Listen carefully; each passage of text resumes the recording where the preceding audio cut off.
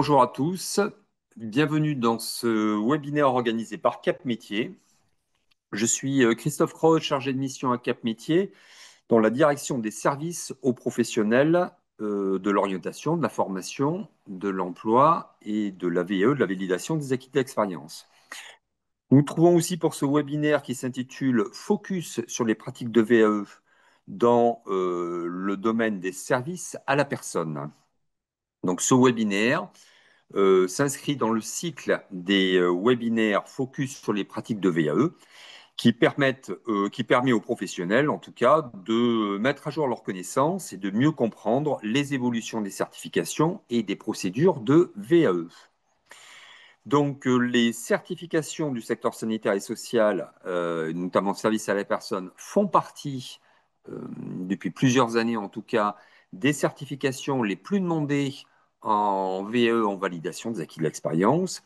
Et c'est pour ça qu'on organise ce webinaire-là, qui fait suite au webinaire de l'an dernier, focus sur les pratiques de VE dans le secteur sanitaire et social, avec l'an dernier l'intervention de la DRETS du pôle S, c'est-à-dire du pôle santé, et du d'EDAVA de Nouvelle-Aquitaine. Aujourd'hui, on se concentre un petit peu plus, en tout cas dans ce webinaire, sur le secteur des services à la personne, avec les interventions donc de la DRETS, d'ETS et de Hyperia. Voilà, je vais présenter les différents intervenants. Donc, dans un premier temps, ma collègue Élodie Rouget de l'Observatoire régional des métiers du sanitaire et social. Élodie, je te laisse la parole pour te présenter. Pardon.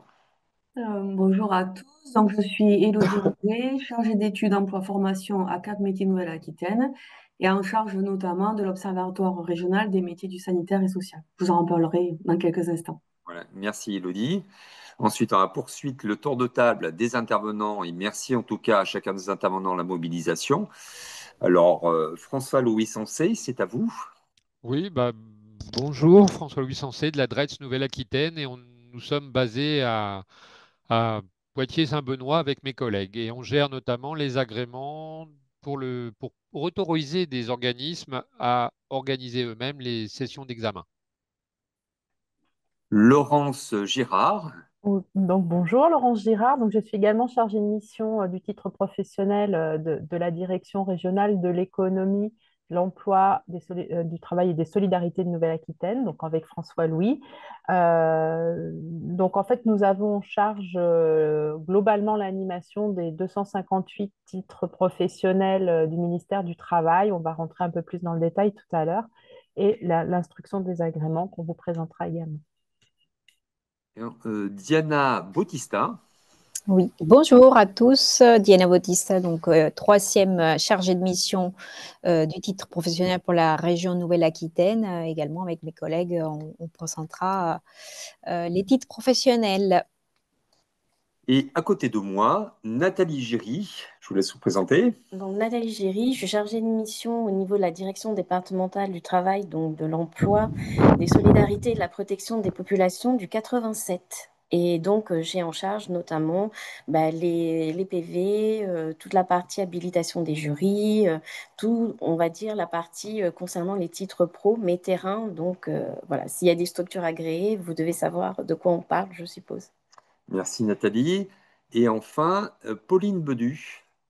Donc, chargée de mission, compétences et certifications au sein d'Hyperia pour le compte de la branche du particulier employeur et de l'emploi à domicile. J'y reviendrai un petit peu plus tard. Alors, merci en tout cas à tous ces intervenants. Mobilisation qui va permettre en tout cas d'expliquer de façon plus concrète. Après chaque intervention, vous pouvez intervenir dans le chat. Donc la touche chat est dans l'écran, voilà, en bas de votre écran chat où vous pouvez en tout cas poser des questions et intervenir. Donc les micros et les caméras sont désactivés parce qu'on est sur le mode webinaire, mais vous pouvez intervenir. Après chaque intervenant, en tout cas, nous passerons, regardons vos remarques, vos questions. Et vous indiquez aussi que ce webinaire est enregistré et le replay sera à disposition ainsi que les supports. Voilà, dans un premier temps, On propose en tout cas de faire un tour ensemble dans le domaine, qu'est-ce qui se passe grâce à l'intervention de Élodie Rouget de l'Observatoire sanitaire et social, et d'avoir des éléments, des données sur le contexte en Nouvelle-Aquitaine dans le domaine sanitaire et social. Donc, Élodie, c'est à toi. Je vais partager Alors, mon je PowerPoint. vais, voilà, très bien.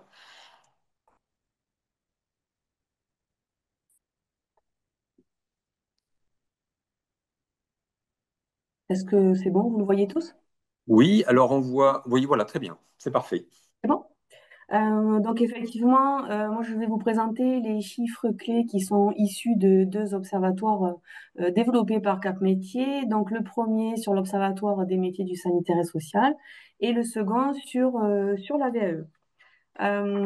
Tout d'abord, sur les métiers, sur l'Observatoire du sanitaire et social, ce qu'il faut savoir, c'est que l'Observatoire a été confié par le Conseil régional à Cap Métiers avec plusieurs grandes missions. Donc, la première, de recueillir, traiter les données régionales statistiques qui sont à notre disposition, ce qui nous permet en fait de constituer un système d'information statistique dédié à ces métiers. Ensuite, dans une autre des missions, il va s'agir de capitaliser, mutualiser les différentes sources d'informations disponibles. Donc là, on est plutôt sur des études de la veille informationnelle qualitative. Nous avons également une démarche prospective, donc ce qui nous permet d'avoir des projections en emploi. Et tout cela nous permet en fait d'animer un réseau régional d'acteurs et d'informer sur les métiers, les formations disponibles et les modes d'accès. Les données que je vais vous présenter là sont issues en fait du tableau de bord en ligne qui est actualisé au fil de l'eau. Dès que nous avons des données statistiques qui sont disponibles, le tableau de bord il est actualisé. Vous aurez les liens en fait dans le diaporama, ce qui vous permettra en fait de retrouver ces chiffres-là et même d'en trouver d'autres dans le tableau de bord. Ce qu'on peut dire en fait en termes de chiffres clés sur les métiers du sanitaire et social, c'est que ces métiers-là en fait occupent près de 270 000 néo-aquitains. C'est près de 11% de l'emploi régional total. En termes d'évolution, il y a une évolution qui est plutôt dynamique puisqu'ils augmentent chaque année de 1,6% en moyenne. Alors pour pouvoir comparer, tout métier confondu, l'évolution, on est à plus 1%. Donc c'est vrai qu'il y a une dynamique supplémentaire en fait sur les métiers du sanitaire et social. Et quand on regarde la différence entre sanitaire et social, l'évolution elle est même légèrement plus importante un peu plus marquée sur les métiers du sanitaire. En termes de profil des professionnels qui exercent ces métiers-là, ce qu'il faut retenir, c'est qu'il y a une part très importante de femmes parmi ces métiers-là. C'est 85% de femmes dans les métiers du sanitaire et social.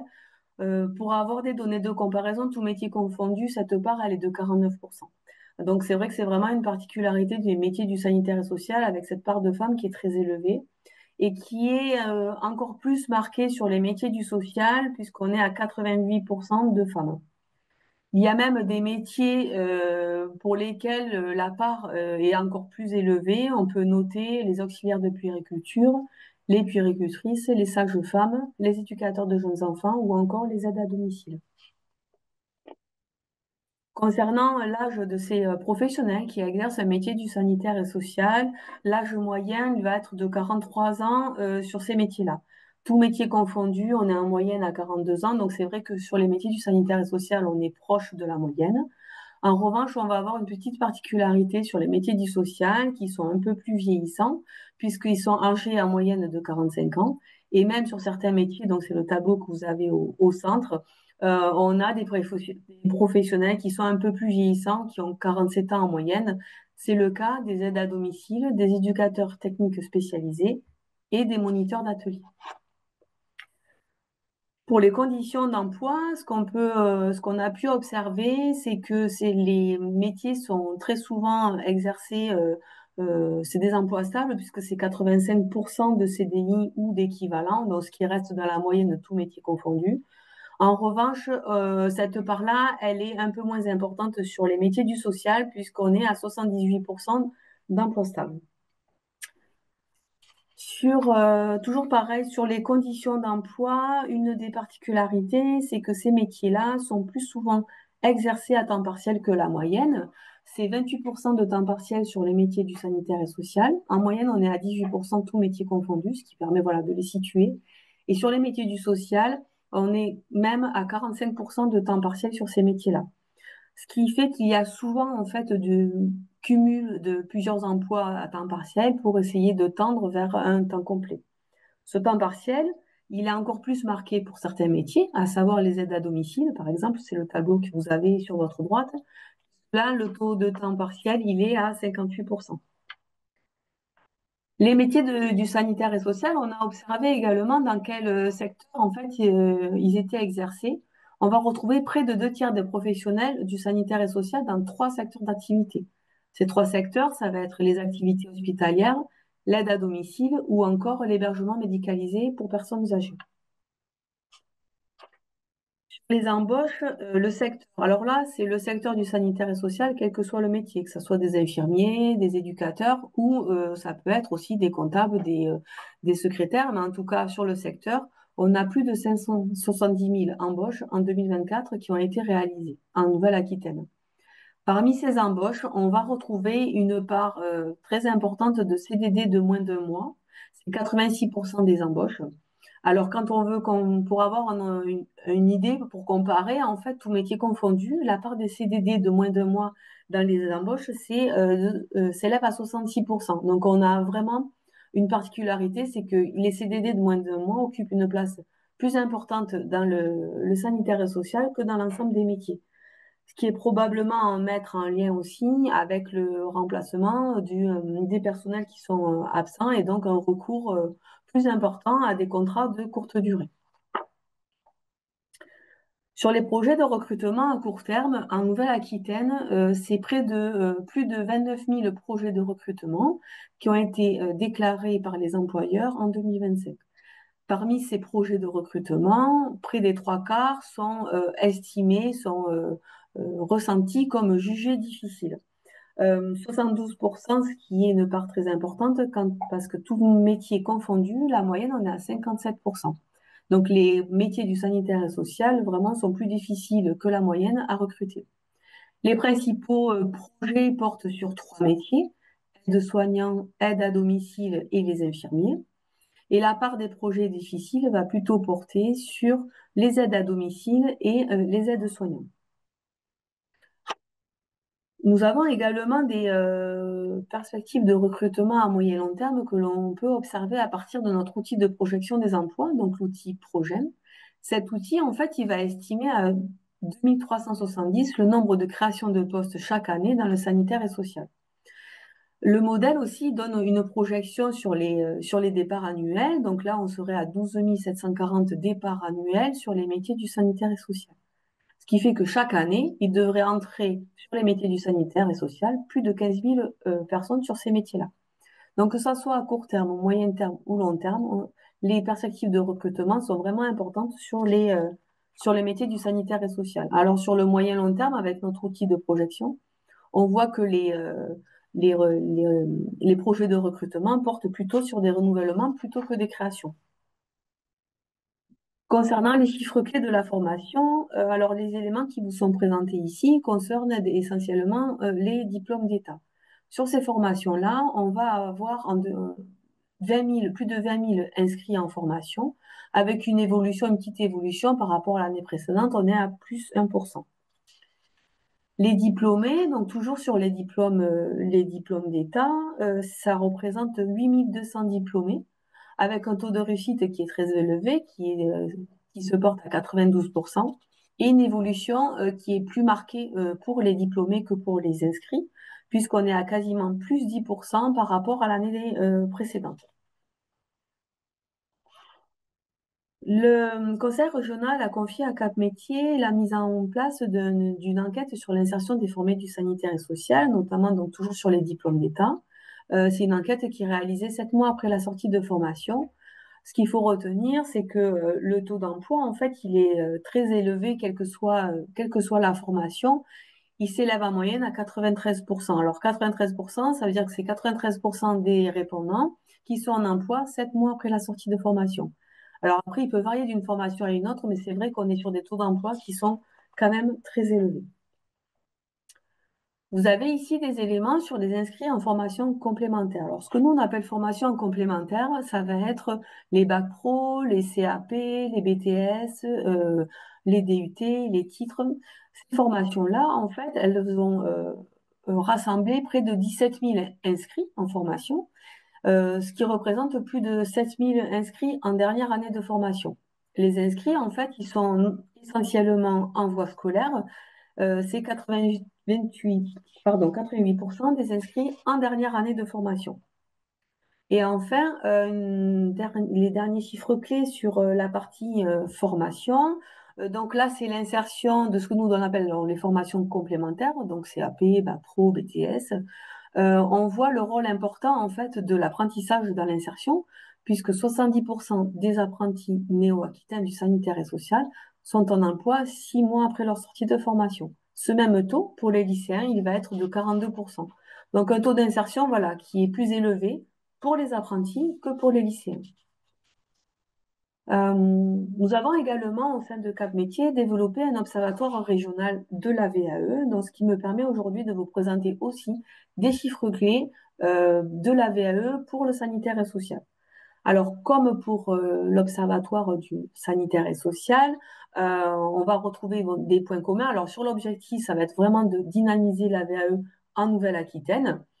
Sur la façon de faire, on est vraiment sur la même méthode, puisqu'il va s'agir de constituer un système d'information statistique dédié à la VAE, qu'on va compléter avec de la veille informationnelle qualitative, donc en capitalisant et mutualisant les sources d'information, connaissances et expériences. Tout ça va nous permettre en fait de diffuser des données d'études sur la région et d'outiller les pouvoirs publics et les partenaires dans les actions pour le développement de la VAE.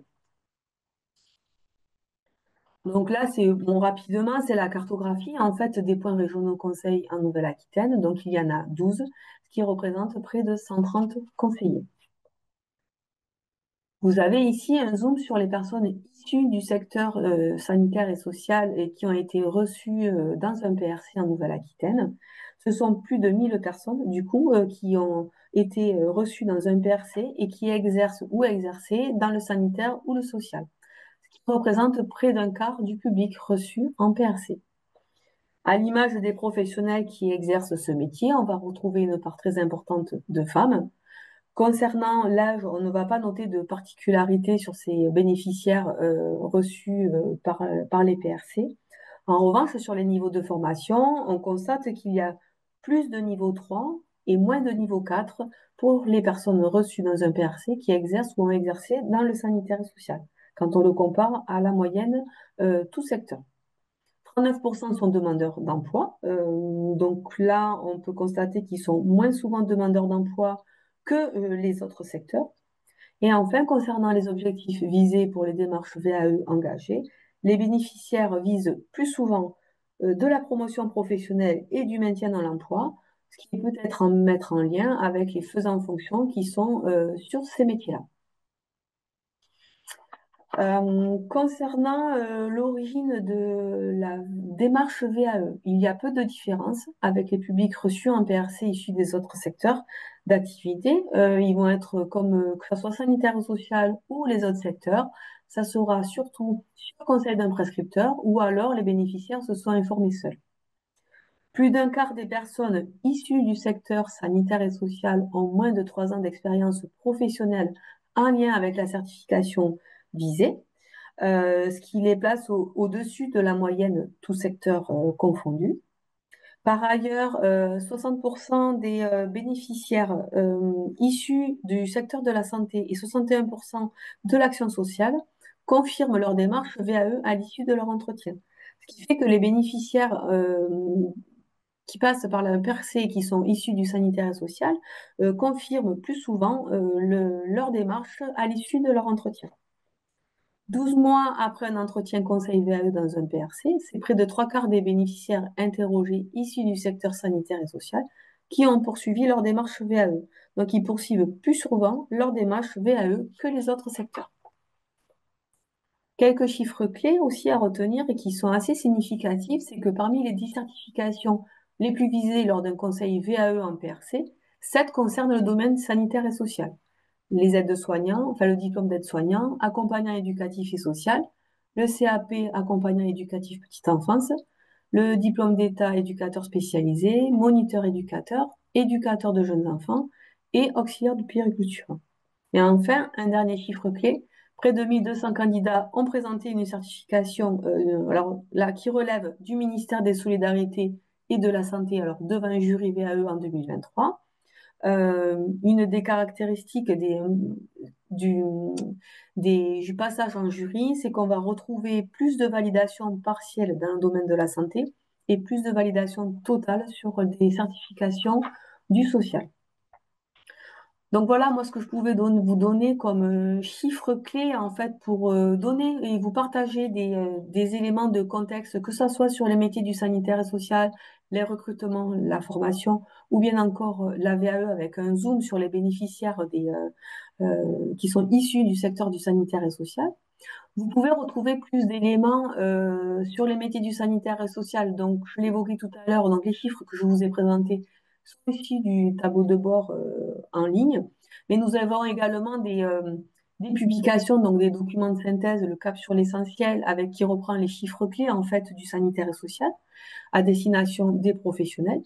Les caps sur les métiers et l'emploi, donc un à destination du social, sur les métiers du social, un sur les métiers du sanitaire. Donc là, c'est plutôt un premier niveau d'information à destination du grand public.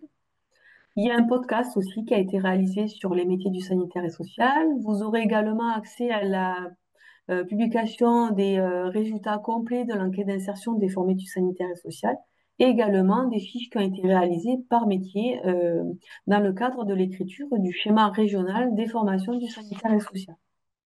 Sur la partie VAE, il y a 2 publications qui sont sorties tout dernièrement, donc, puisqu'il s'agit de la semaine dernière, du tableau de bord sur les bénéficiaires des points régionaux conseil VAE et d'un accompagnement en 2024 en Nouvelle-Aquitaine. Ce qui m'a permis aujourd'hui de vous présenter des éléments, en fait, de faire un focus sur les bénéficiaires issus du sanitaire et social pour la VAE avec un document de synthèse donc à destination des professionnels de CSE. Et il y a également un podcast qui a été réalisé sur la VAE en Nouvelle-Aquitaine. Donc je vous remercie. Voilà ce que je pouvais vous partager en fait sur le sanitaire et social, que ce soit la VAE ou les métiers. Donc si vous avez des Merci, questions. merci Elodie, en tout cas pour ces présentations très complètes. Les ressources, à la suite de ce webinaire-là, en tout cas, le diaporama pourra être diffusé. Vous pourrez retrouver ces ressources présentées. On peut passer quelques secondes si vous avez des questions. Et tant qu'Elodie est avec nous, vous pouvez poser des questions dans le chat. Donc, n'hésitez pas. Également, les intervenants peuvent aussi apporter des précisions aussi ou des questions. Et voilà, ici, il n'y a pas d'autres s'il n'y a pas d'autres interventions, puisqu'effectivement, ces interventions-là étaient très claires. Nous allons passer aux intervenants suivants. Donc, sur les titres du ministère du Travail, avec sur les spécialités sanitaires et sociales, avec donc François-Louis Sensé, Laurence Girard, Diana Bautista et Nathalie Giry. Vous avez la main, allez-y, donc pour nous présenter, alors d'une fois, comment ça se passe justement pour obtenir des titres professionnels par l'AVE au niveau du ministère, au sein du ministère du Travail, avec la procédure, comment ça se passe.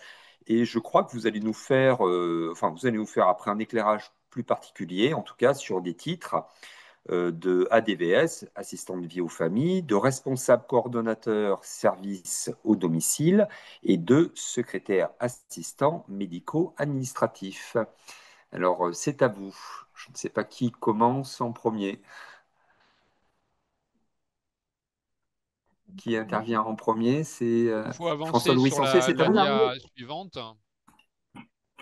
Merci. Donc là, c'était le sommaire, mais voilà.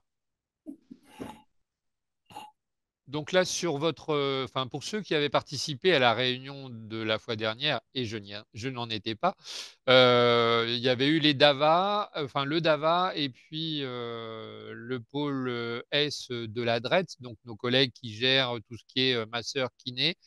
Donc en fait, toutes ces certifications sont plutôt sur la partie gauche de l'écran, dans la grande bulle RNCP, et notamment dans la partie à l'extrême gauche, puisque ce sont les certifications professionnelles délivrées au nom de l'État. Donc là, c'est là vraiment, puisqu'il y a des commissions paritaires consultatives, donc c'est là que l'on va retrouver effectivement les titres pro, les certifications du ministère de l'Éducation nationale, nos collègues du pôle S et donc avec Messer Kiné et autres. Donc c'est là, sur cette partie-là, qu'ils vont être. Hyperia, qu'on entendra tout à l'heure, et a priori plutôt sur la partie centrale, puisque ce sont plutôt des CQP de branches professionnelles.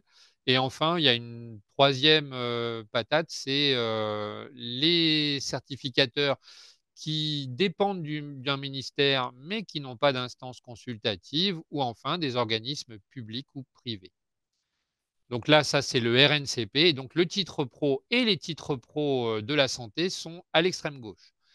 Et enfin, on a donc le RNCP qui correspond à un métier, contrairement au répertoire spécifique, où là, on est sur des bouts de métier ou des fonctions transverses. Et c'est pas, enfin, on n'en a pas, nous, au ministère du Travail.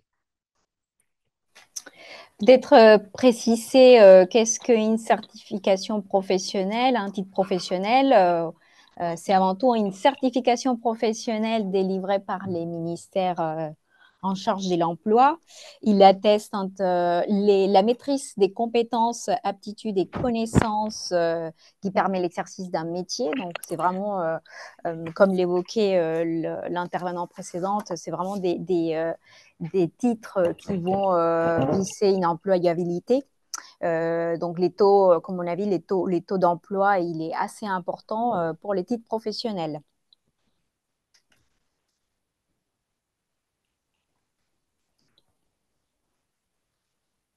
On passe peut-être la slide suivante. Oui.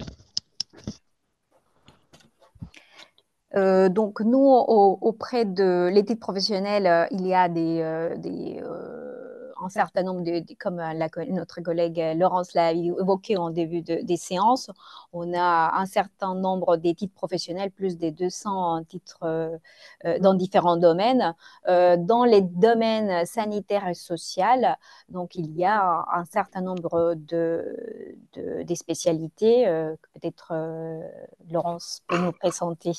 Donc oui, en effet, auprès des particuliers, on va avoir des titres qui auront pour l'objet le cœur de métier, donc comme par exemple l'assistant de vie aux familles ou le responsable coordinateur service au domicile, mais également on va avoir des métiers qui seront plutôt dirigés vers les établissements, donc comme l'agent de service médico-social, le responsable de petites et moyennes structures, donc, ou encore plus périphérique, l'agent de propreté et d'hygiène, le secrétaire assistant médico-administratif, ex-secrétaire assistant médico-social, donc c'est un titre qui vient d'évoluer très récemment, ou encore l'agent technique prothésiste-orthésiste. Donc en fait, globalement, là, vous avez l'ensemble des 7 titres qui correspondent à notre secteur sanitaire et social.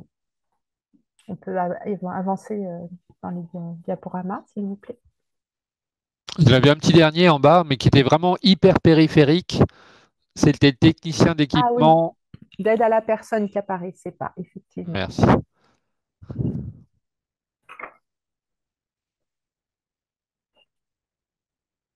Donc en fait, tous les titres pro sont bâtis de la même manière. On a à la fois un référentiel d'emploi, d'activité et de compétences, un REAC, et à la fois un référentiel d'évaluation. Donc les REAC ont tous une vue synoptique de l'emploi type, avec les activités types ou les blocs de compétences sur la partie gauche sur le fond vert. Donc on ne va pas, rassurez-vous, on ne va pas revenir sur l'ensemble de tous les blocs. Et chaque activité type est développée en différentes petites compétences professionnelles.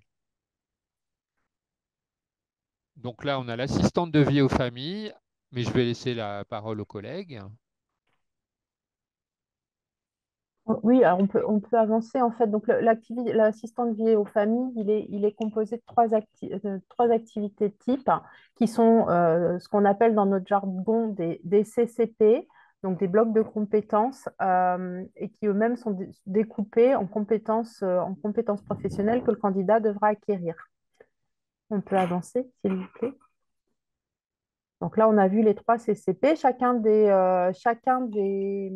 réacs, en fait, des vues synoptiques qui sont rattachées au réac, sont présentés de la même manière. Donc ce sera toujours la même architecture que vous pourrez voir. Donc avec les activités types, pardon, qui reprennent la base des blocs de compétences et après les compétences à maîtriser pour valider ces blocs de compétences.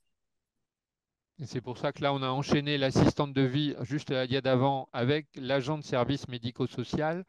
Alors, c'est vrai que ce n'est pas le moment, mais ça vous permet de voir quelles sont les compétences, quels sont les blocs de compétences qui composent, non pas en opposition, mais en complémentarité, ces deux métiers. Merci. Donc, on ne va pas balayer l'ensemble des vues synoptiques, vous pourrez le faire, et puis éventuellement, si vous avez d'autres questions, ou vous revenir vers nous par la suite.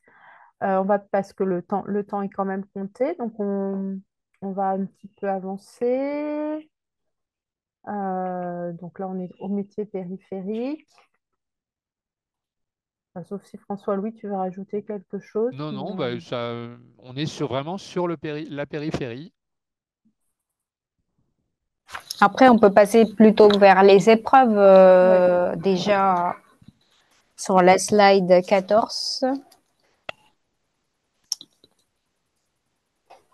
Donc, en fait, chaque titre donc, a un référentiel d'emploi, d'activité et de compétences et un référentiel d'évaluation. Donc, ces deux documents sont complémentaires et le référentiel d'évaluation, tel que vous voyez un morceau à l'écran, va vous préciser quelles sont exactement les modalités d'évaluation de chacun des titres, puisque chaque titre est différent et donc du coup va se voir dérouler un examen avec des modalités bien évidemment différentes, mais souvent qui sont composées d'une mise en situation professionnelle pour les titres qui nous intéressent aujourd'hui, d'un éventuel questionnaire professionnel, d'un entretien technique et d'un entretien final. Le titre professionnel pour les centres agréés qui sont présents, c'est quelque chose qui est très encadré par des textes juridiques et donc chaque déroulé d'évaluation doit absolument répondre au référentiel d'évaluation. Donc, pour l'assistant en famille, on voit qu'il y a une mise en situation professionnelle d'1 heure 15, un entretien technique de 50 minutes et un entretien final de 15 minutes. La durée de l'épreuve pour le candidat, elle est de 2h20 pour le titre complet. Et donc, c'est 2h20 pour tous les candidats par équité de traitement, ni une minute de plus, ni une minute de moins. Donc également, pour préciser, pour les candidats en validation d'acquis d'expérience, ils sont également soumis, on va dire, en même requis que les candidats de la formation professionnelle. Donc, il faut passer les mêmes épreuves. Et tout naturellement, un candidat qui échouerait en partie au titre, qui n'obtiendrait qu'un ou deux blocs de compétences, peut tout à fait se voir représenté à des sessions CCP, donc des sessions blocs de compétences, alors sous réserve, non, mais comme ils sont en VAE, non, il n'y a pas de réserve quant aux durées de présentation, donc ça peut s'enchaîner très vite.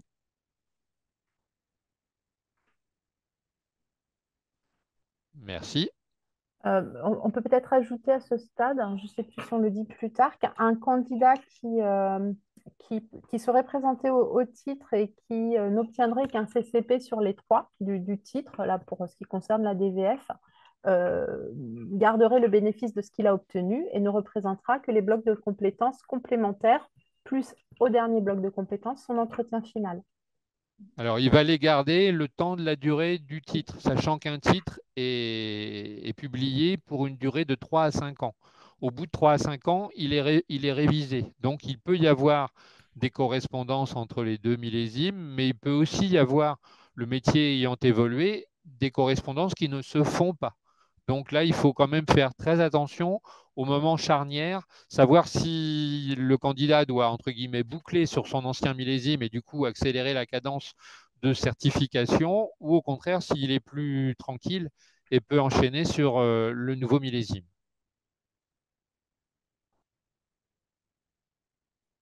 Ensuite, on peut passer donc déjà sur la demande d'agrément.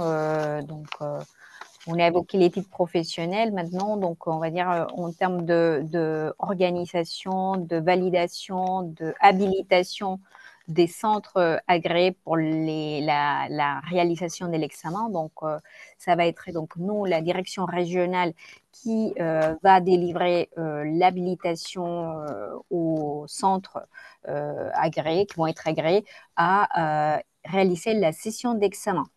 Donc, pour organiser des sessions de validation en vue de la délivrance d'un titre professionnel, tout organisme va devoir déposer une demande auprès de l'adresse, donc de nos services, et nous allons instruire ces demandes. Donc, peut-être pas mal d'intervenants ou des personnes qui sont dans le public déjà ont fait les démarches auprès de nos services. Une demande d'agrément, donc on l'a vu dans les slides précédents, donc c'est un document papier qui va nous être communiqué avec toutes les informations relatives aux sessions d'examen et au plateau technique. Peut-être donc, la demande d'agrément, vous pouvez on répondre revient. sur la slide précédente. En fait, la demande d'agrément, elle est accordée au seul site qui en fait la demande. Et donc, elle est accordée pour un agrément, pour un site et pour un titre. Et donc, ça correspond à valider pour nous la capacité du plateau technique à accueillir la session d'examen en conformité avec les exigences du référentiel. Donc, en gros, quand on instruit votre demande d'agrément, et là, on peut passer à la slide suivante, s'il vous plaît, on va vérifier que ce plateau technique, il est conforme, enfin, ce que vous nous proposez dans votre demande d'agrément est bien conforme aux exigences, et donc que pour la mise en situation professionnelle, vous mobilisez bien un espace représentant un logement qui comprend une cuisine, une chambre, un coin salon, une salle d'eau, une salle de bain, des toilettes, que ce n'est pas un open space qui ne mettrait pas le candidat en situation réelle d'exercice, puisque bon, en situation réelle, il peut avoir une porte à passer avec un fauteuil, ou il peut avoir... enfin, voilà, je n'ai pas d'autres idées qui me viennent en tête, mais il faut vraiment que ce plateau technique soit conforme aux attendus du référentiel. Et que le candidat, en fait, on pense toujours à l'employabilité immédiate du candidat. Donc, une fois qu'il a validé son titre, il doit pouvoir se retrouver en situation d'emploi immédiate et réaliser exactement le geste avec les bonnes postures telles qu'il les aura vues pendant sa formation. Donc, on peut avancer, s'il vous plaît. Donc, voilà, François-Louis, tu veux peut-être continuer? Ben là, en fait, c'était un exemple. Laurence a évoqué le plateau technique au niveau des locaux. Et là, en fait, après, on rentre dans les différents équipements. Donc, rassurez-vous, on est toujours sur la DVF. On ne va pas tous les énumérer. Mais il faut que ce soit, par contre, des équipements qui soient fonctionnels. Il faut que les toilettes et les sanitaires soient branchés, enfin, douches et autres soient branchés. Il faut que la gazinière soit connectée et ainsi de suite. Et puis après, il faut tous les petits équipements parce qu'il peut y avoir du repassage et ainsi de suite. Donc, il y a à la fois la nature des épreuves, la durée des épreuves et les équipements qui doivent être disponibles. On peut sans doute passer à la dia suivante. Alors, petite cerise sur le gâteau, on est toujours sur l'assistante de vie aux familles et on voit par exemple que pour l'assistante de vie aux familles, eh bien, le centre agréé devra présenter à l'examen des candidats qui ont déjà obtenu alors, ils peuvent ne pas l'avoir obtenu à l'entrée en formation, mais à l'examen, ils doivent être détenteurs soit d'un sauveteur secouriste du travail, soit de l'acteur prévention secours et des soins à domicile en cours de validité. Donc pour les anciens qui auraient eu l'agrément sur le millésime, puisqu'on parle de millésime précédent, euh, la nouveauté depuis le changement de millésime, c'est que les délais de 3 mois pour présenter les pièces justificatives n'est plus accordé. Il faut que le titulaire enfin, le candidat soit vraiment titulaire de ces différents documents pour pouvoir passer son titre. En cas de non-succès à l'un de ces, enfin de non-production de ces deux certificats, le responsable de session ne doit pas présenter le candidat. Donc, un centre agréé qui aura bien lu son référentiel d'évaluation aura aussi constaté que pour ce titre-là, il faut aussi un comédien formé, enfin un comédien ou comédienne formé aux techniques d'improvisation théâtrale. Donc, c'est vrai que s'il ne l'a pas anticipé, nous, dans le cadre de nos agréments, on va vérifier que ce type de mention est bien précisé. Et ce n'est pas un formateur qui va jouer le rôle du comédien ou une secrétaire, c'est bien un comédien.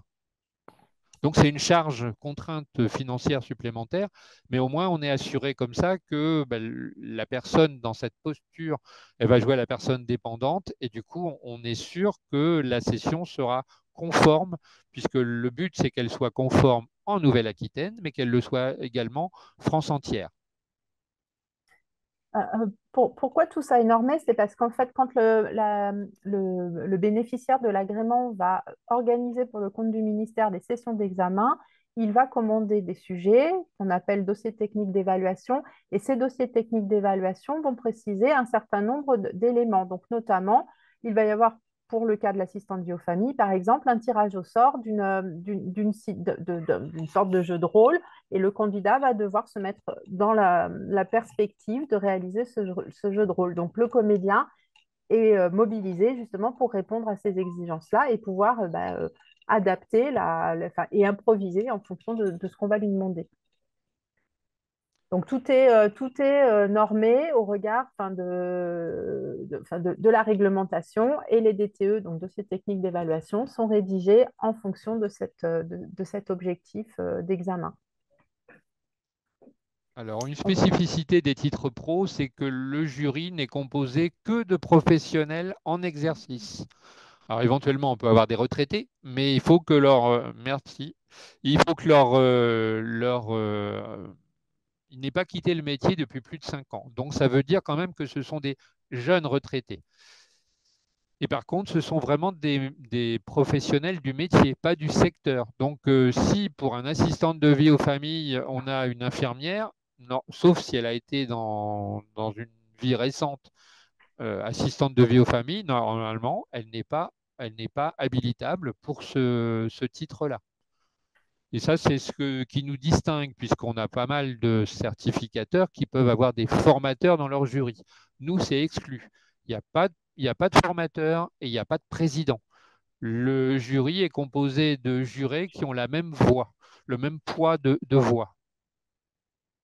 Et aussi préciser que les jurys, donc il est habilité pour nous par les ministères du Travail également, donc surtout par les DETS, donc notre collègue dans la direction départementale, c'est elle qui va donner les habilitations au vu d'un CV et d'un certain nombre d'éléments communiqués. Et donc, selon chaque session d'examen, chaque type des titres professionnels, les jurys peuvent demander une composition particulière, comme c'est le cas de l'assistance de vie aux familles. Les jurys doivent être composés d'un professionnel avec une expérience auprès des enfants et également, donc normalement, un jury, c'est 2 personnes, et également un autre professionnel avec une expérience auprès des adultes. Donc ça, c'est assez particulier pour ces types de titres professionnels. Il faut tenir en compte pour vraiment que les jurys puissent évaluer les compétences nécessaires pour ces titres professionnels.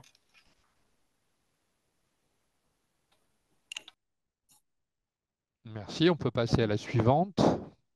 Donc, on vous a parlé du titre. Où trouver les éléments? Sur le site de référence du titre pro. Donc, c'est l'adresse travailemploi.gouv. Enfin, si vous tapez dans votre moteur de recherche travailemploi.gouv titre pro, vous devriez tomber sur cette page et pas sur une autre, bien sur celle-là. On vous a mis sur la partie droite le résumé Et du coup, on va peut-être enchaîner sur la dia suivante, où on va retrouver, et on vous invite à aller à la rubrique employeur, candidat, acteur, qui est vraiment en bas de la page, de cliquer sur le premier lien accès à la liste détaillée des titres professionnels.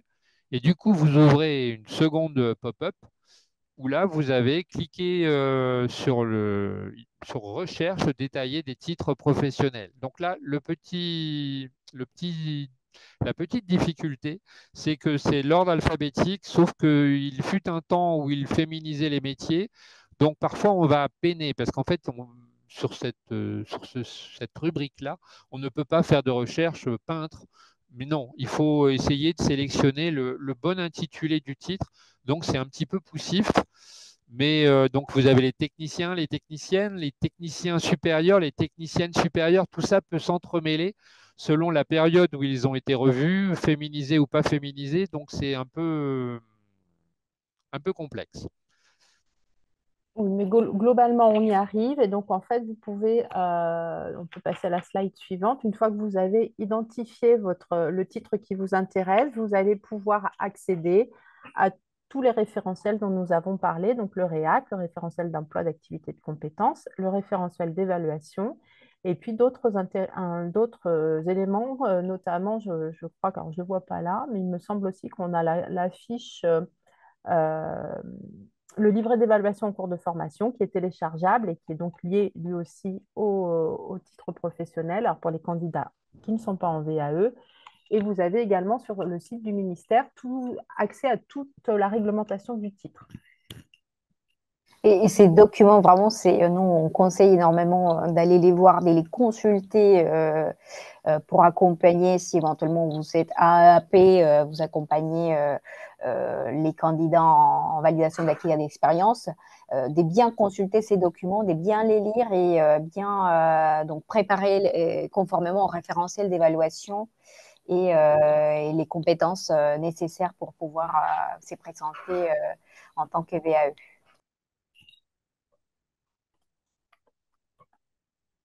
On peut passer, je pense que suivant. Donc alors, en fait, les titres professionnels du ministère du Travail, vous avez trois possibilités donc de les acquérir. Soit vous passez par le biais de la formation professionnelle, soit l'apprentissage, ou soit la VAE. Donc, depuis février 2025, maintenant, tous les titres du ministère du Travail sont sur France VAE. Et donc, en fait, c'est le passage obligatoire si maintenant vous voulez obtenir un titre professionnel par le biais reconnaissance donc de la validation des acquis.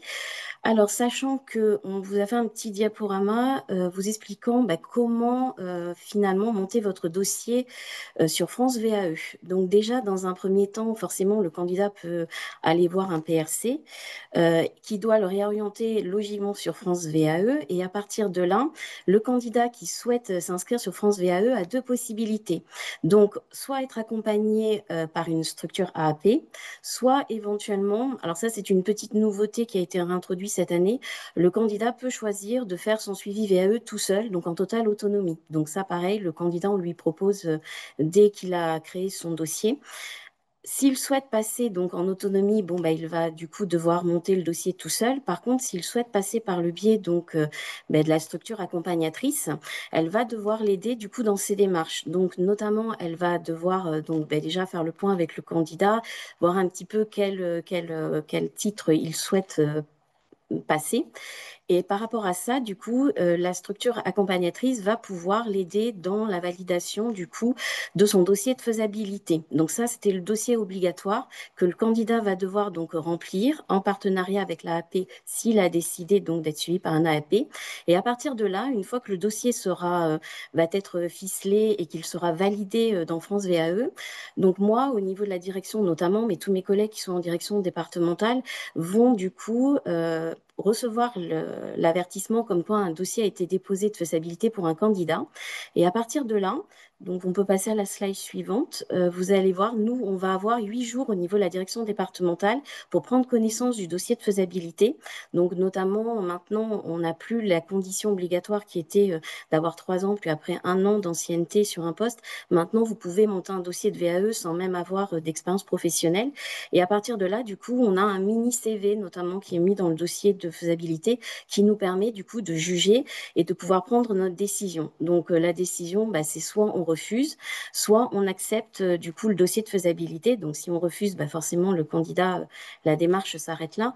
Par contre, si on accepte, donc le candidat va pouvoir continuer et à partir de là, il va devoir monter son dossier professionnel. Puisque tout à l'heure, les collègues en ont parlé, vous avez pu voir que dans le cadre du titre pro, vous avez donc des évaluations, dont certaines qui vont être sur table, théorique, puis après la pratique. Et vous pouvez, à la fin, vous allez avoir le jury. Et pour le jury, il faut notamment avoir rempli un dossier professionnel puisque le jury va se baser notamment sur ce document-là pour pouvoir juger le candidat et l'interroger aussi. Donc, ce qui fait que l'AAP va pouvoir aider le candidat dans le cadre de la VAE à monter son dossier professionnel. Il va pouvoir du coup le déposer sur France VAE. Donc, nous, direction départementale, on sera aussi alerté du dépôt. Donc, on peut aller le regarder, donner notre appréciation si on constate qu'il y a des choses qui ne vont pas dans le dossier professionnel. Si on n'émet aucune, je dirais, remarque négative, à partir de là, le candidat va pouvoir se présenter donc devant le jury et à partir de là, pouvoir passer son examen. Donc voilà un petit peu comment se passe. Voilà, il est soumis, donc comme disait tout à l'heure ma collègue, un candidat VAE est exactement soumis aux mêmes conditions qu'un candidat qui aurait fait un titre professionnel par le biais de la forme pro, voire éventuellement par l'apprentissage, à la seule différence qu'un candidat VAE ne va bien sûr se présenter que à la dernière partie qui correspond à la partie pratique et théorique, en même temps grand jury, mais lui n'aura pas fait forcément la formation que pourront avoir fait en amont, bien sûr, les candidats qui se présentent à nos titres, mais dans le cadre de la formation professionnelle continue. Donc là, pareil, chaque titre, comme mes collègues vous l'ont montré tout à l'heure, sont répartis différemment avec des horaires différents et en fonction des différents titres passés, le candidat aura un temps d'épreuve qui lui sera incombé. Donc voilà, le jury va pouvoir évaluer et à partir de là, du coup, le candidat obtient ou n'obtient pas son titre. Donc s'il obtient, nous, on prend le relais, c'est-à-dire que les structures qui ont été agréées vont m'envoyer les PV, donc PV généraux et PV individuels, qui me permettra de les valider pour pouvoir derrière déclencher l'impression et l'envoi au candidat des titres professionnels qu'il aura obtenus. En sachant que bien sûr, si le candidat n'a pas, ça sera une lettre de refus. Et si éventuellement le candidat n'a que partiellement, comme mes collègues vous l'expliquaient tout à l'heure, on peut, alors ce qui est à souhaiter pour tout candidat qui passe nos titres, on aimerait qu'ils l'aient tous du premier coup, mais ça peut arriver que des gens vont l'avoir que partiellement. Et à partir de là, nous, on va déclencher un livret de certification qui permettra au candidat de savoir finalement, en fonction du titre qu'il a passé, combien de CCP il a obtenu. Et puis s'il veut se représenter à une nouvelle session pour obtenir les CCP manquants, il présentera du coup son livret de certification à la structure. Alors, soit la structure dans laquelle il a déjà passé, qui peut le réinscrire, soit éventuellement dans une autre de son choix s'il souhaite changer de structure agréée. Voilà un petit peu ce que je pouvais vous dire par rapport au titre pro sur le parcours VAE. Donc, on a dans le chat une question de quelqu'un qui demande si passer par un AAP de France VAE garantit une place de jury. Alors, une fois que le dossier de faisabilité a été accordé, que le candidat a déposé son dossier professionnel, qu'il soit candidat autonome, alors Nathalie, tu me coupes si besoin, qu'il soit candidat autonome ou qu'il soit accompagné par un architecte accompagnateur de parcours, il est traité de la même manière en fait. Il faut que nos collègues en direction départementale essaie de trouver une place de candidat pour le candidat dans un centre de formation qui organise une session d'examen dans un délai relativement proche pour qu'il puisse être rattaché. Euh, alors, selon les titres, parfois c'est plus complexe parce que on a parfois moins de sessions, enfin on a moins de centres agréés sur certains titres et on a parfois des sessions d'examen qui sont bien pleines et c'est vrai que c'est pas toujours évident. Mais normalement, un candidat autonome sera traité de la même manière qu'un candidat accompagné par un AAP. Mm. Oui, sachant qu'en règle générale, les AP reviennent souvent vers nous parce qu'ils continuent d'accompagner le candidat. Ils nous demandent souvent quelles sont les structures en local qui proposent le titre. Parce que ça peut arriver qu'un AP ne va pas, va accompagner le candidat, mais n'ira pas forcément jusqu'à la présentation du candidat à un examen. Par contre, on peut avoir aussi des AP qui peuvent être aussi centres de formation, qui sont agréés et qui peuvent aller jusqu'au bout, c'est-à-dire inscrire le candidat et puis après le présenter.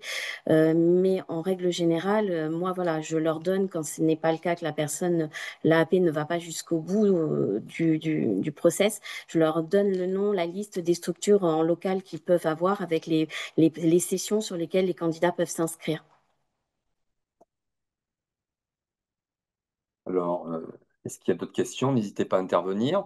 Moi, j'en ai une question sur ce que j'ai compris. Donc, ça veut bien dire que tous les titres du ministère du Travail, là, effectivement, il y a une présentation plus précise sur le titre ADVS, responsable coordonnateur, service à domicile, secrétaire assistant médico-social, mais est-ce que médico-administratif, mais est-ce que tous les titres sont maintenant bien sur France VAE? Il y a plus de là, c'est bien la procédure pour l'ensemble, tous les titres.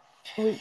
Et ce qui veut dire que s'ils sont tous sur France VAE, est-ce que tous les titres sont éligibles pour bénéficier d'un AAP, d'un architecte accompagnateur parcours? Oui, tout à fait. En fait, tous les titres ont été embarqués au mois de mars dernier, me semble-t-il. Oui. Le ministère du Travail est le premier à avoir, est le premier certificateur à avoir embarqué tous ces titres dans l'aventure France VAE. Et, Et et- donc, et- effectivement, pour l'accompagnateur, l'AAP, en fait, l'AAP est en capacité d'accompagner le candidat sur la totalité, enfin, des titres qu'on retrouve proposés dans France VAE. Et est-ce que donc en tant que demandeur d'emploi pour accéder donc sur un titre du ministère du Travail via France VAE et bénéficier d'un architecte accompagnateur de parcours, en tant que demandeur d'emploi, est-ce que le parcours est-ce que l'aide de l'architecte accompagnateur de parcours est financée intégralement, ou est-ce que je vais être obligé, moi, en tant que demandeur d'emploi, de financer une partie ou d'utiliser un autre moyen de financement, style le CPF? Alors, oui, alors l'architecte accompagnateur de parcours, normalement, va proposer un devis au candidat. Et c'est en fonction de ce devis que le candidat va mobiliser son financement. Donc, il va mobiliser soit un financement région, soit un financement France Travail, soit éventuellement mobiliser son CPF. Et en fonction de ce qu'il aura à disposition sur son CPF, il va voire même ses fonds propres éventuellement. Et donc, en fait, le financement sera adapté. Alors, nous, on n'a pas la visibilité sur le financement par le candidat de son accompagnement France VAE. Par contre, ce que nous, on peut vous dire, c'est qu'en fait, la certification, elle doit être relativement anticipée par les AAP parce que ça a un coût et que ce coût-là, pour le moment, il est finançable via le CPF également ou via une autre source de financement, mais il faut essayer de l'identifier le plus tôt possible pour l'intégrer dans le plan de financement du candidat.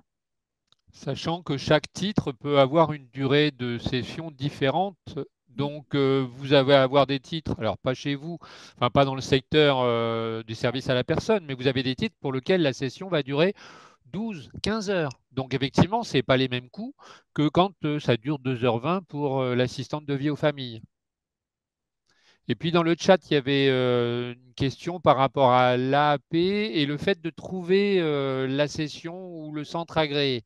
Donc normalement, c'est à la dette de trouver en fait le centre agréé, éventuellement de voir les sessions. Mais contrairement aux universités où là, elles gèrent leur calendrier d'examen, nous, ce n'est pas nous qui gérons, puisque nous, on a donné un agrément. Donc en fait, c'est un opérateur tiers qui, lui, à son propre calendrier, bien souvent en fonction des parcours de formation. Et du coup, il a ses propres dates d'échéance. Comme l'a dit Laurence, il a un plateau technique. Si vous avez un seul logement pour faire l'assistante de vie aux familles et que vous arrivez, alors je ne sais plus combien on peut en placer entre guillemets par jour, sachant que quand il y en a un qui utilise le plateau technique, il n'y en a qu'un. Il est hors de question de dire on en envoie un dans la cuisine, on en envoie un autre dans la salle de bain, puisqu'en fait c'est un tirage au sort. Enfin, sur ce titre-là, les épreuves, c'est un tirage au sort en fonction de l'heure et ainsi de suite. Donc en fait, il est impossible d'en passer plusieurs sur le même plateau technique, contrairement à d'autres titres où on va avoir des box et chaque candidat est dans son box. Là, on est vraiment sur un appartement. Donc, impossible d'en passer plusieurs en même temps. Donc, si toute la session est déjà bookée enfin réservée par les candidats formation, il n'y a plus de place pour le candidat VAE avec la meilleure volonté du monde. Et le faire revenir le jury le lendemain, ça a un coût. Donc après, est-ce que c'est possible ou pas? C'est toute la question pour nos collègues de DETS.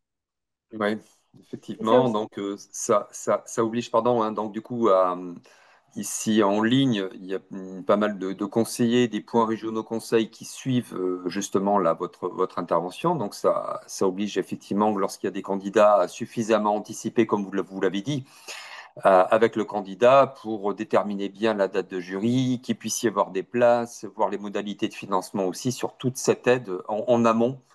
la Euh, difficulté, alors je réponds en même temps, pardon, je vous coupe. Il y a une remarque qui dit que c'est très complexe, pas ou plus de session, refus de réserver une place devant la VAE. En fait, ce qui est très compliqué, c'est que les titres professionnels ont un fonctionnement un peu atypique le paysage des certifications. Et donc, effectivement, dans la mesure où nous, on ne maîtrise pas la certification jusqu'au bout, où on délègue à des organismes tiers de formation la possibilité d'organiser pour le compte du ministère ces certifications, on n'a pas non plus. Alors, quand on est organisateur, on sait vers où on va. Là, on dépend de ces organismes de formation agréés. Donc, en fait, c'est vrai que c'est plus compliqué pour nous, peut-être, en matière de titres, que pour d'autres certificateurs, comme le disait François-Louis tout à l'heure, l'université, par exemple, ou organiser finalement un volume de passage au regard du volume de candidats qui est inscrit, c'est peut-être plus facile à faire. Néanmoins, on apprend aussi, on apprend en marchant et on essaie de plus en plus de poser des jalons auprès des centres agréés, voire quand on a vraiment des gros soucis, on peut, alors pas les contraindre, le mot est fort, c'est pas le bon terme, mais on peut essayer d'influencer un peu l'organisation de session et l'acceptation d'un candidat VAE. Mais il y a toujours la contrainte du conventionnement et de la couverture sociale pendant l'examen et dans les délais, dans les trajets, pardon, pour rejoindre le centre ou pour en repartir. Un quota VAE obligatoire, bon, c'est pas l'ordre du jour aujourd'hui, mais lors de l'acceptation de l'agrément, en fait, on leur fait bien, enfin, on s'assure bien qu'ils ont compris que potentiellement, ils pouvaient accepter des candidats VAE. Donc, bon, Et qui savent que ça passe par France VAE désormais, pour compléter ce que tu dis complètement. oui. Et effectivement, le quota obligatoire, oui, pourquoi pas si on avait des financements. Mais comme vous le savez, les finances publiques ne nous permettent pas forcément d'avoir un budget spécifique pour faire passer des candidats VAE. Donc, ce n'est pas la solution qui est retenue. En tout cas, pour les professionnels, effectivement, de l'information, qui ont des candidats d'information, en tout cas en amont, vous conseillez la proximité territoriale, se tourner plutôt vers les DETS pour essayer d'avoir le maximum d'informations, c'est ça, pour Oui, voir sur les dates de jury, oui. etc., les conditions? Oui, Je pense que oui. En fait, ce qui est complexe avec France VAE, c'est qu'effectivement, le candidat, quand il va s'inscrire dans France VAE, alors soit c'est l'algorithme qui lui propose un AAP, soit il choisit son AAP en fonction de critères qui lui sont propres. En fait, il faudrait presque que ce candidat il choisisse son AAP en fonction peut-être d'une proximité géographique, d'un réseau qui est à proximité, enfin, de son lieu, parce qu'en fait, on a des candidats, alors peut-être un peu moins maintenant, je ne sais pas, mais tout au début de l'aventure France VAE, des candidats de Nouvelle-Aquitaine qui se retrouvaient accompagnés par un AAP de Lille ou Strasbourg qui les envoyait passer une certification à Marseille, en fait. Donc, c'est pas, pour la plupart des candidats, ce genre de cas de figure n'est pas du tout entendable, en fait. Il faut essayer, ils sont parfois peu mobiles ou contraints par des contraintes particulières, familiales, je ne sais quoi. Et donc, en fait, il faut essayer de rester dans un bassin où on va pouvoir éventuellement s'appuyer sur des réseaux qu'on aura identifiés, son correspondant en DETS, DETS-PP, éventuellement, qui reviendra éventuellement vers l'échelon régional pour voir si on peut essayer de faire quelque chose.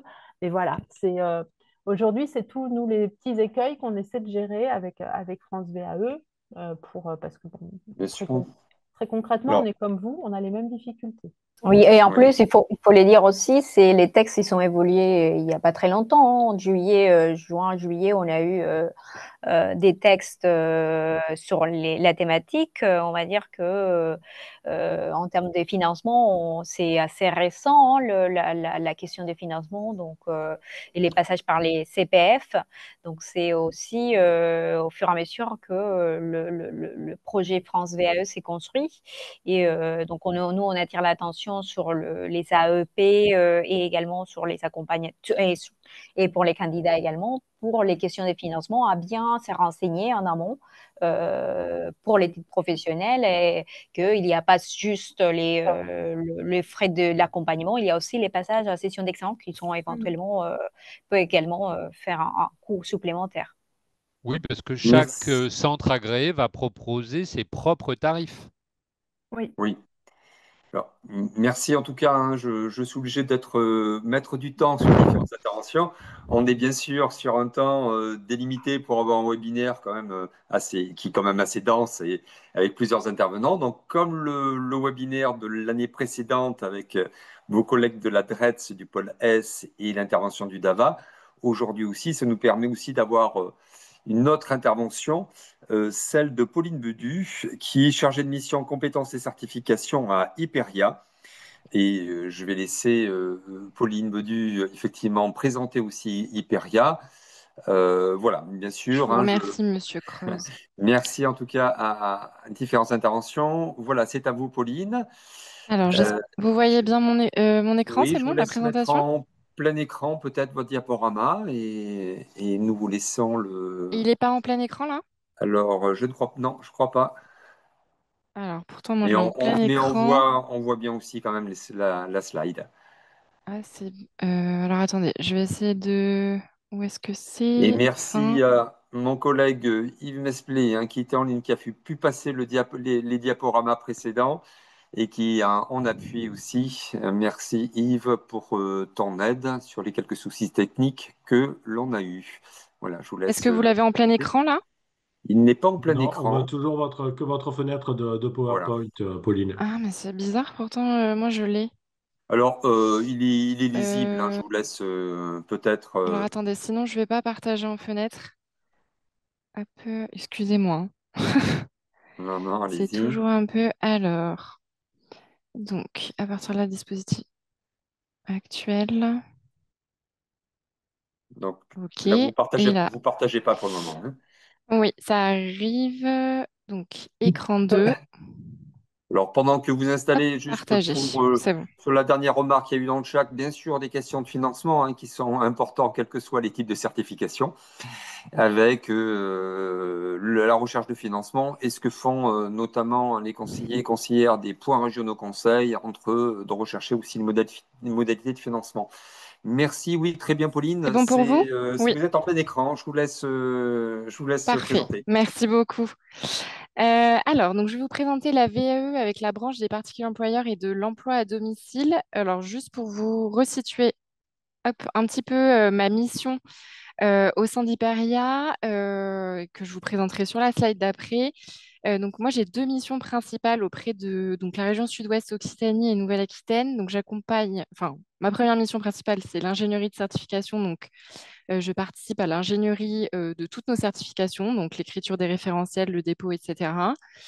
Et j'ai une deuxième grande mission qui est donc d'accompagner tous les organismes de formation du territoire Occitanie et Nouvelle-Aquitaine au déploiement de nos certifications. Et donc parfois, j'interviens auprès de prescripteurs, de France Travail, voilà, différents prescripteurs en tout cas pour parler de nos certifications et parler de la VAE.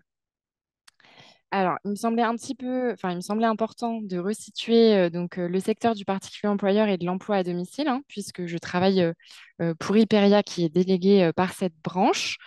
Donc, en fait, elle va concerner les modes d'emploi de l'aide à domicile, donc des personnes qui sont en direct auprès de leur particulier employeur ou qui passeraient par un service mandataire. Voilà, donc c'est important de resituer ça parce que c'est une nuance fondamentale qui va avoir un impact en fait sur les certifications et notamment sur les compétences à avoir pour les salariés de cette branche puisque ça va nécessiter beaucoup d'autonomie, notamment de faire face à des situations complexes seul au domicile ou de gérer ses propres contrats de travail puisque les particuliers employeurs ne sont pas forcément au fait de toutes leurs obligations, etc., etc.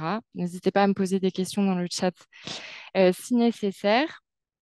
Je vais passer un peu vite pour laisser place quand même aux questions à la fin du webinaire. Donc, l'émission d'Hyperia, donc, comme je le disais, c'est une plateforme donc, de professionnalisation qui est mandatée par la branche des particuliers employeurs et de l'emploi à domicile. Donc, on va avoir différents rôles de ce fait. Le premier, donc, c'est d'assurer la promotion de l'offre prioritaire de professionnalisation de la branche du secteur auprès des salariés, des futurs salariés, des particuliers employeurs et des acteurs institutionnels.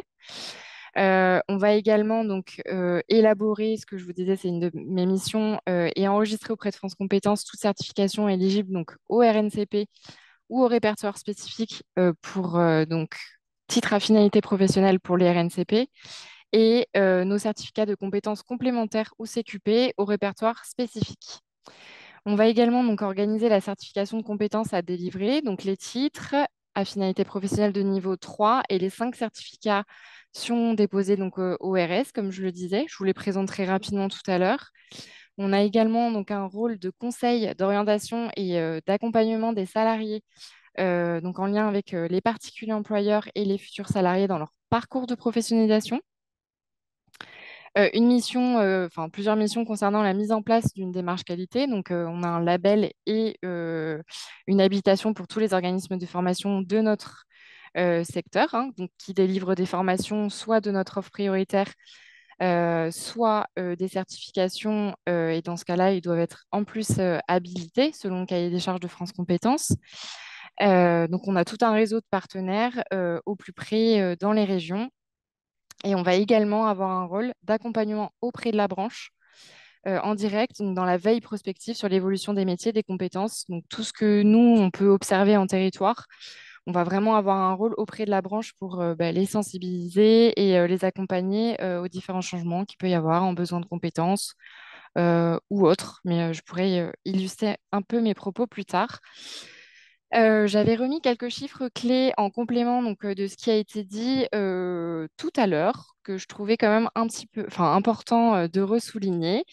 Donc, qui sont que donc il y a presque 400 000 particuliers employeurs sur la région Nouvelle-Aquitaine pour 127 890 salariés du particulier employeur, hein. Donc, les salariés ont plusieurs particuliers employeurs. C'est leur mode d'intervention, ils sont multi-employeurs. 13,5% des ménages de la région recourent à l'emploi à domicile et 7,6% des salariés du privé travaillent dans le secteur de l'emploi à domicile. De toute façon, je vous laisserai la présentation. Donc, ce sont des métiers en tension, hein, tout le monde le sait, il y a des gros enjeux, notamment avec les départs à la retraite ces prochaines années. Ces chiffres ont été un petit peu revus à la baisse sur l'Observatoire. Pourquoi? Parce que tout simplement, ils ont pris en compte la réforme des retraites, donc qui recule l'âge de départ.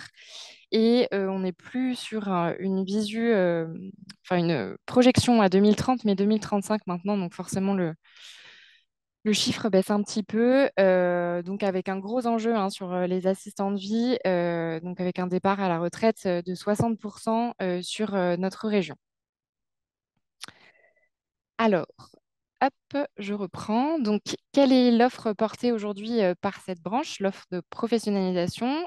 Donc, on porte 3 titres à finalité professionnelle donc assistant maternel garde enfant, donc pour les deux métiers, le titre à finalité professionnelle assistant de vie dépendance et enfin employé familial. Donc ça, ce sont les trois titres dédiés aux quatre métiers du secteur. Qui s'inscrivent donc vraiment dans une filière et dans une trajectoire professionnelle que nous sommes en train de construire, puisque au départ, nous avions, comme je le disais, ces trois titres à finalité professionnelle, donc que vous voyez sur la deuxième colonne. Ensuite sont arrivés à leur droite des certificats de compétences complémentaires à l'exercice d'un métier, donc qui permettent, par exemple, à un assistant maternel de se perfectionner et par exemple, sur des troubles du spectre de l'autisme ou sur le handicap des enfants, etc. Donc, ça permet vraiment d'aller plus loin et de pouvoir proposer à ses salariés non plus, enfin voilà, une vraie professionnalisation et de pouvoir certifier leurs compétences. La nouveauté de ces dernières années, donc c'est le certificat professionnel de niveau 2 auxiliaire d'entretien du cadre de vie que vous voyez à gauche de votre écran. Donc ça, c'est un certificat professionnel actuel de branche qui a été déposé auprès de France Compétences pour un titre à finalité professionnelle avec une ambition de niveau 2, ce qui serait une première en France puisque ça n'existe pas actuellement. L'essence même de ce projet partait de plusieurs constats. Beaucoup de salariés du secteur se retrouvaient en difficulté sur un niveau 3, n'ayant pas les capacités langagières, l'accès au numérique, etc. Donc voilà, on est vraiment parti de cette réflexion et de ces constats sur le terrain pour construire cette nouvelle certification. Nous attendons la réponse de France Compétences, je pense, d'ici encore 1 ou 2 mois, puisque c'est en cours d'instruction. Voilà, donc n'hésitez pas si vraiment vous avez des questions sur ce certificat professionnel qui est actuellement ouvert à la VAE et également dans la branche, mais je vous expliquerai un peu plus le fonctionnement ensuite. Et enfin, à droite de l'écran, donc vous voyez le certificat de compétences complémentaires qui est coordination donc coordonner les interventions des acteurs au domicile du particulier employeur, qui est une ambition de niveau 4, qui aujourd'hui est déposée auprès de France Compétences au répertoire spécifique, puisque avant de pouvoir ambitionner un titre au RNCP, il faut en prouver la valeur sociale et la valeur économique. Donc, pour l'instant, c'est un certificat de compétences complémentaires.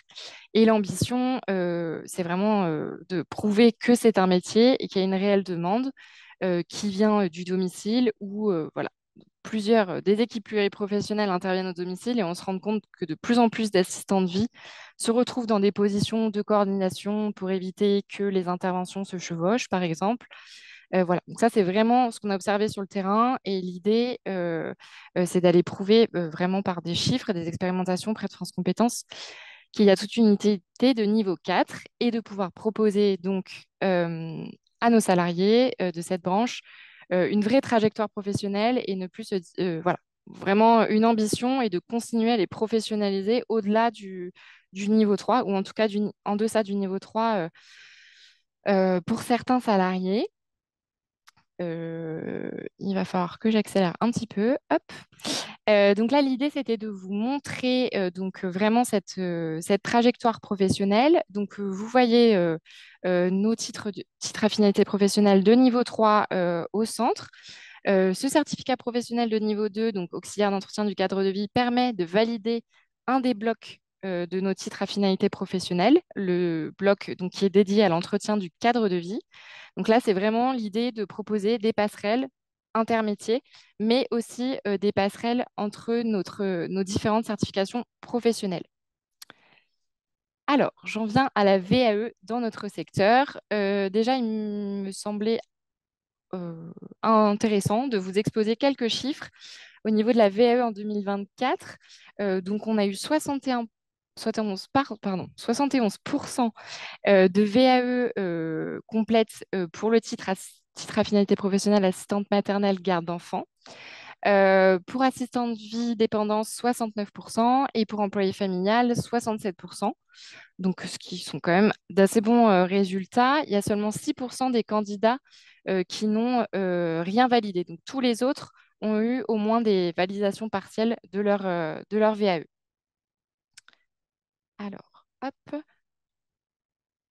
Pardon, j'arrive pas à passer à la slide suivante.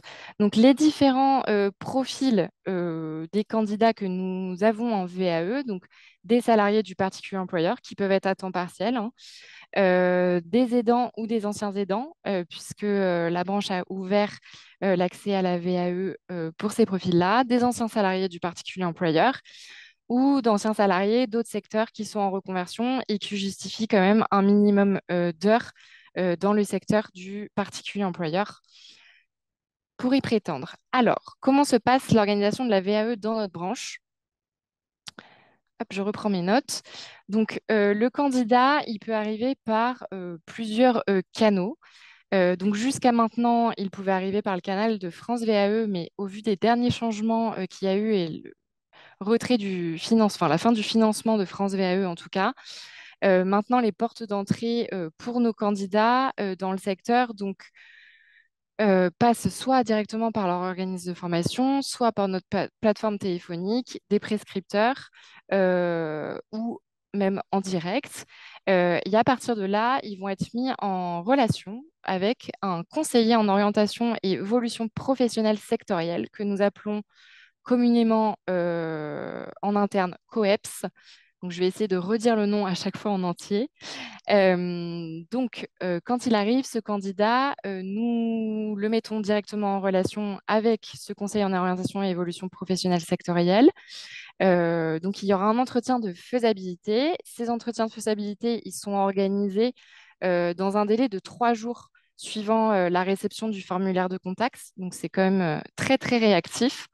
Il y a vraiment une rapidité, une flexibilité de ce service. Et les entretiens sont réalisés donc, dans maximum le mois qui suit cette prise de contact. Ils peuvent durer jusqu'à 3 heures en 1 ou 2 séances. Donc là, l'idée, c'est vraiment de repasser tout le parcours du candidat, professionnel, personnel, pour vraiment réussir à lui proposer le parcours adéquat. Donc ensuite, il y a une période de recevabilité. Donc nous avons des commissions chaque semaine qui mélangent plusieurs services d'Hyperia, notamment le mien. Et l'idée, donc, c'est d'étudier tous les dossiers dans le but d'avoir une proposition de parcours la plus adaptée possible au profil et à l'expérience du candidat. Ainsi, on peut leur proposer donc, un accompagnement donc, de 20 à 38 heures financé par la branche ou pas d'accompagnement aussi, puisqu'il y a des candidats qui refusent d'avoir un accompagnement. On peut également lui prescrire des compléments formatifs aux besoins, parce qu'ils peuvent avoir des expériences fortes sur un bloc de compétences et parfois ne pas en avoir sur un autre. Donc, du coup, l'idée, c'est vraiment de pouvoir leur proposer un parcours adapté qui leur correspond et qui est individualisé pour eux. Donc, une fois que ce candidat a passé la recevabilité, il va être orienté vers un organisme de formation habilité au plus près de son domicile. Je le disais tout à l'heure, nous avons tout un réseau d'organismes de formation habilités dans toute la France et les DROM.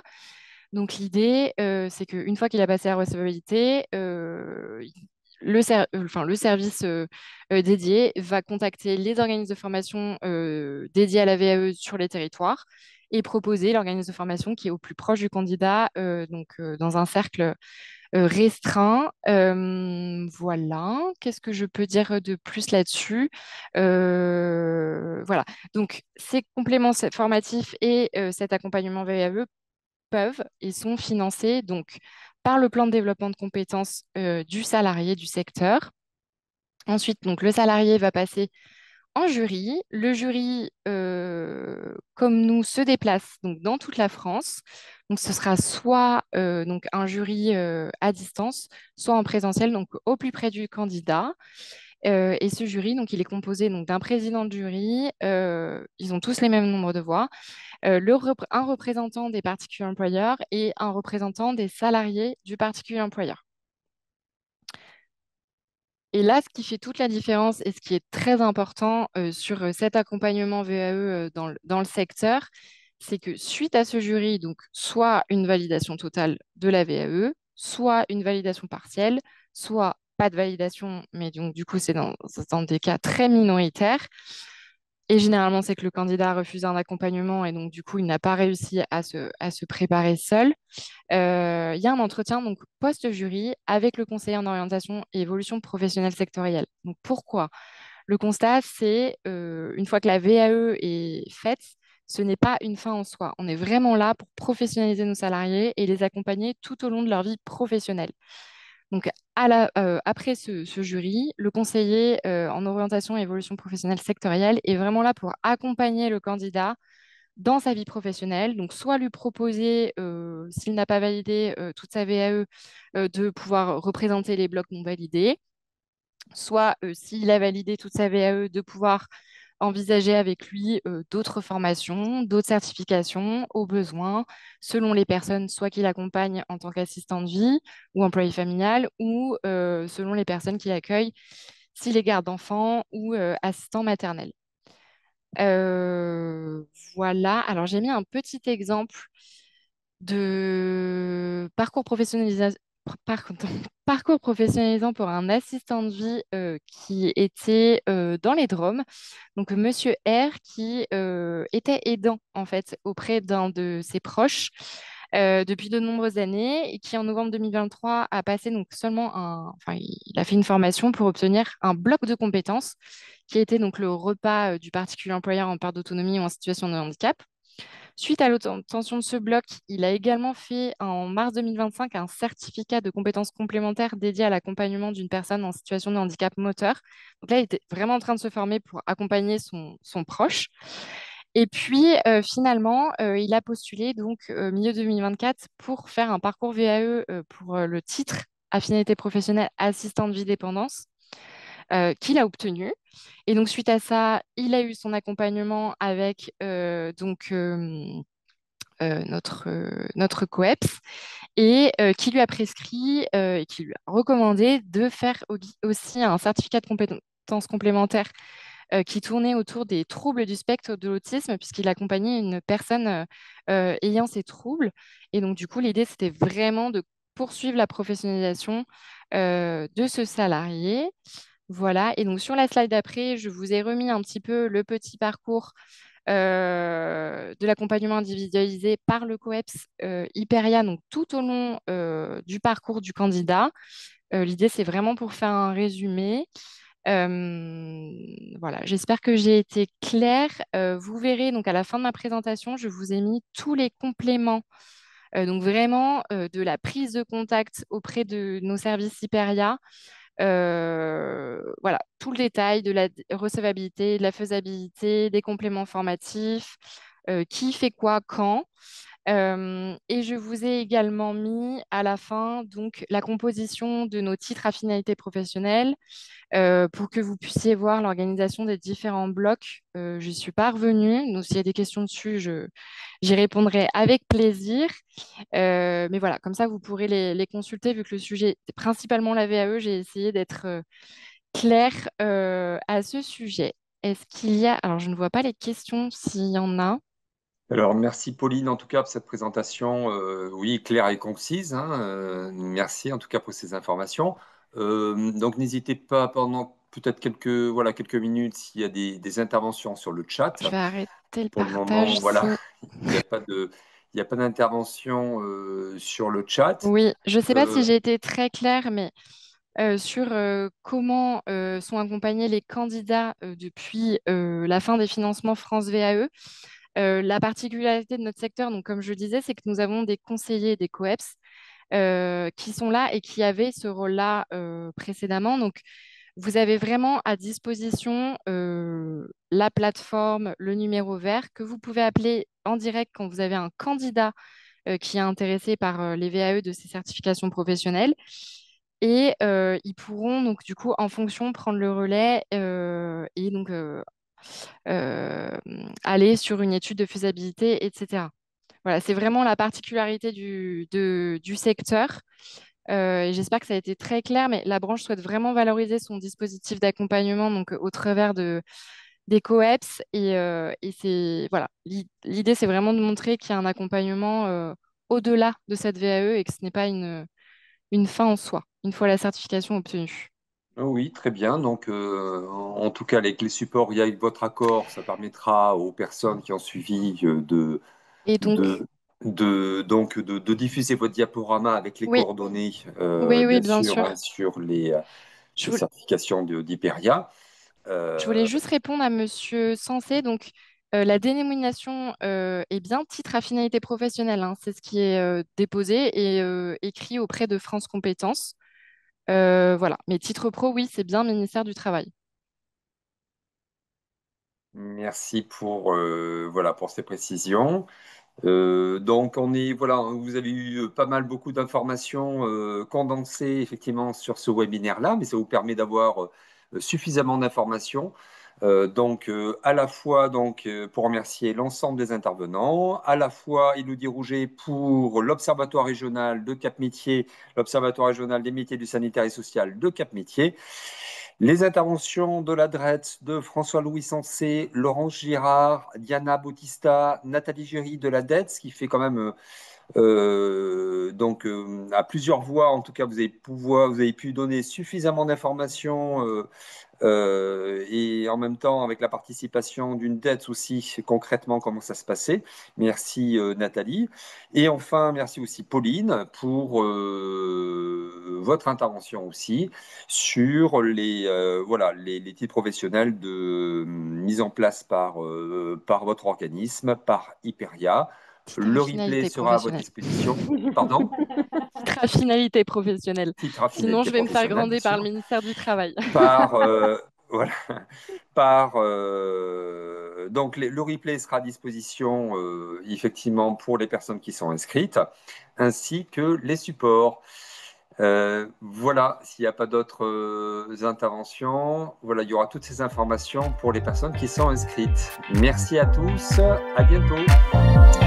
Merci.